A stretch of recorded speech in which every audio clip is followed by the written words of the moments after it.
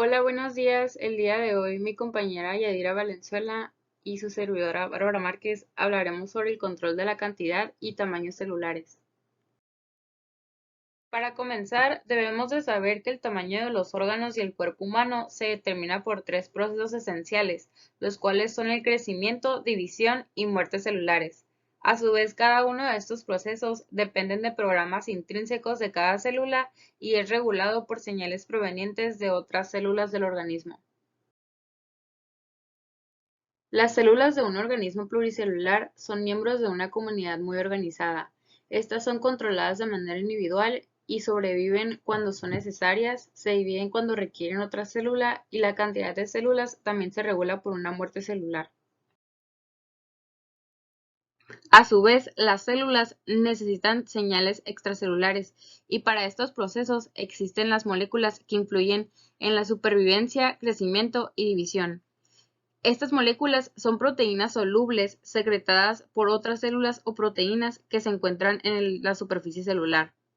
La mayoría de estas actúan de manera positiva, estimulando uno o más de los procesos celulares.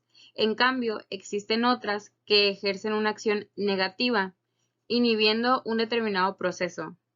Las proteínas que ejercen de manera positiva son factores de supervivencia, mitógenos y factores de crecimiento. Comencemos con los factores de supervivencia. Los factores de supervivencia son muy importantes ya que en su ausencia, la célula activa su suicidio intracelular y muere.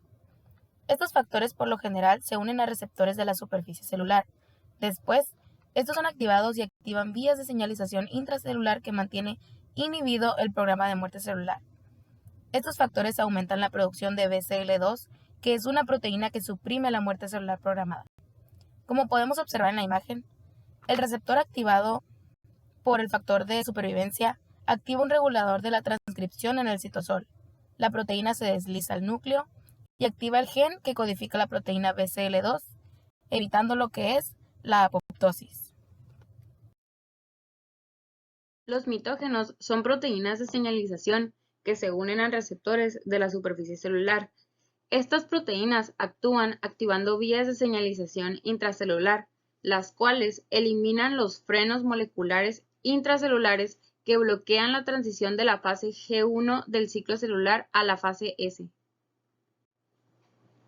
Entonces, los mitógenos eliminan estos frenos moleculares y estimulan la división celular. Factores de crecimiento. El crecimiento de un órgano u organismo depende tanto del crecimiento como de la división celular. A su vez, la célula necesita factores de crecimiento, ya que si estos no existieran, la célula se tornaría cada vez más pequeña por la división celular. Entonces, estos factores de crecimiento se unen a receptores de la superficie celular y estos activan diversas vías que inducen a la acumulación de proteínas y otras macromoléculas que aumentan la velocidad de síntesis y disminuyen la velocidad de degradación. Un ejemplo de esto sería el PDGF, que es el factor de crecimiento derivado de las plaquetas. Esta proteína actúa como factor de crecimiento y mitógeno, lo que produce la estimulación del crecimiento celular como la progresión a través del ciclo celular. Las proteínas de señalización extracelular analizadas hasta ahora, las cuales son los factores de supervivencia, los mitógenos y los factores de crecimiento, estimulan el aumento de tamaño de los órganos y organismos. Sin embargo, algunas proteínas de señalización extracelular ejercen una acción que se opone a la de esos reguladores positivos y por lo tanto inhiben el crecimiento tisular.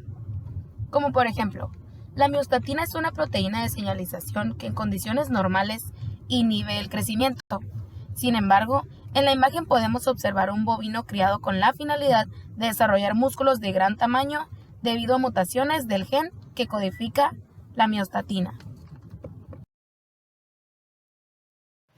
Ahora hablemos del proceso que regula la cantidad de células del organismo. Las células que ya no son necesarias se suicidan para mantener una cifra de población celular. Para el desarrollo humano, cuando tienen un daño en su ADN, por carencia de factores de crecimiento, o que ellas mismas reconocen que existe un error en ellas. En estos casos pueden suicidarse mediante la activación de un programa de muerte intracelular que se denomina muerte celular programada, también conocida como apoptosis. Entonces, la apoptosis es un proceso muy normal. En el ser humano adulto, miles de millones de células mueren por hora en la médula ósea y el intestino. ¿Sabías tú que las patas del ratón y las manos y pies del ser humano son moldeados por apoptosis durante el desarrollo embrionario?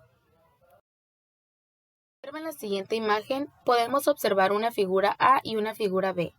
En la figura A se ha teñido la pata de un embrión de ratón con un colorante que marca específicamente las células apoptóticas entre los dedos que están en desarrollo. Y en la figura B podemos observar cómo este proceso de muerte celular elimina tejido, obteniendo así la pata del ratón en desarrollo más definida. Aquí te dejamos otro ejemplo. Cuando un renacuajo se transforma en rana por metamorfosis, las células de la cola mueren y la cola que ya no es necesaria para la rana desaparece. En estos casos, las células innecesarias mueren por apoptosis. En los tejidos adultos, la muerte celular suele equilibrar la división celular, a menos que el tejido esté creciendo o contrayéndose. Por ejemplo, si se reseca una parte de hígado de una rata adulta, las células hepáticas proliferan, compensando la pérdida. Por lo contrario, como se muestra en las imágenes, si la rata recibe fenobarbital, que estimula la división celular hepática, el hígado aumenta su tamaño. Sin embargo, cuando se suspende el tratamiento con fenobarbital, la apoptosis hepática aumenta en forma notable hasta que el órgano recupera su tamaño original, en general en el término de una semana. Así el hígado mantiene su tamaño constante mediante la regulación de las tasas de muerte y de nacimientos celulares.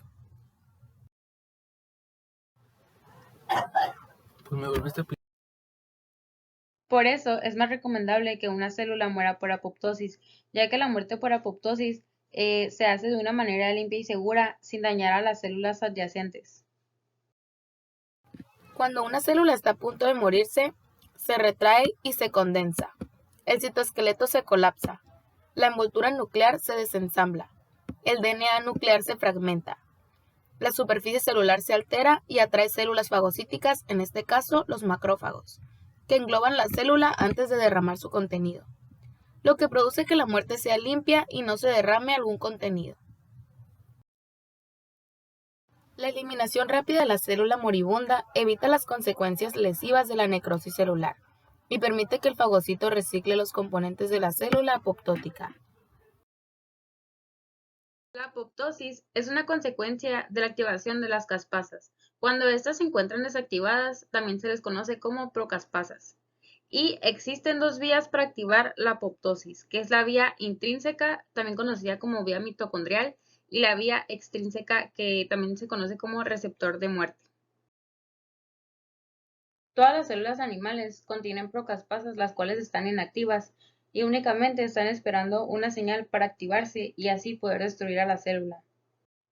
La actividad de las caspasas, que son las que activan a las procaspasas, tiene que estar muy regulada para que la muerte permanezca frenada hasta que sea necesario. Y con la activación de las procaspasas se crea una cascada proteolítica, la cual debe estar altamente controlada, ya que el efecto de esta es irreversible. En esta imagen podemos ver, aquí hay una procaspasa inactiva. Esta procaspasa se activa gracias a una decisión proteolítica. Una vez que esta se activa, se convierte en una caspasa activa, en la cual se divide en una subunidad grande y una subunidad pequeña. Y esta, a su vez, va a activar a más procaspasas, formando una cascada de caspasas, la cual va a activar la apoptosis. La actividad de las caspasas, que son las que activan las procaspasas, está rigurosamente regulada, para que la muerte permanezca frenada hasta que sea necesario. Y con la activación de las procaspasas se crea una cascada proteolítica, la cual debe estar altamente controlada, ya que el efecto de esta es irreversible. La vía mitocondrial es una vía que depende de la liberación de proteínas mitocondriales en el citosol.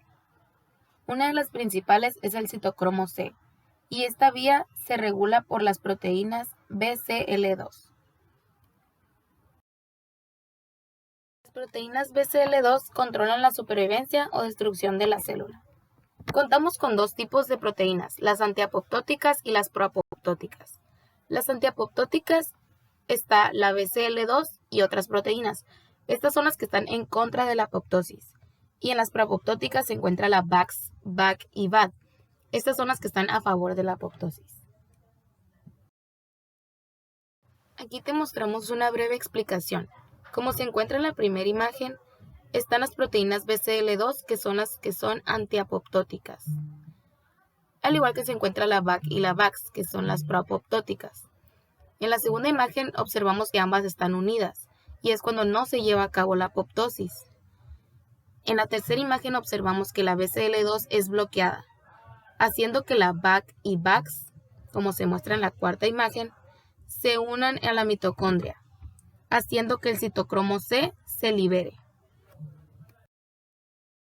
Continuando con la explicación anterior, aquí tenemos a la mitocondria. Vemos que BAX o BAC activan formando de esta manera la salida del citocromo C, que son las bolitas rojas. Después el citocromo C se le une a una proteína adaptadora, que estas juntas después se van a ensamblar a más y después se va a reclutar las moléculas de procaspasas, formando así el apoptosoma. Después se lleva a cabo la activación de las procaspasas dentro del apoptosoma, causando así la cascada de caspasas que inducen la apoptosis. Ahora hablando de la vía extrínseca o también receptor de muerte, esta se lleva a cabo fuera de la célula. Se da en una interacción de receptor-ligando y las señales generadas por receptores de membrana condiciona el ensamblaje de proteínas para generar una señal que induce la muerte y activa las caspasas. Por nuestra parte es todo. Gracias por su atención.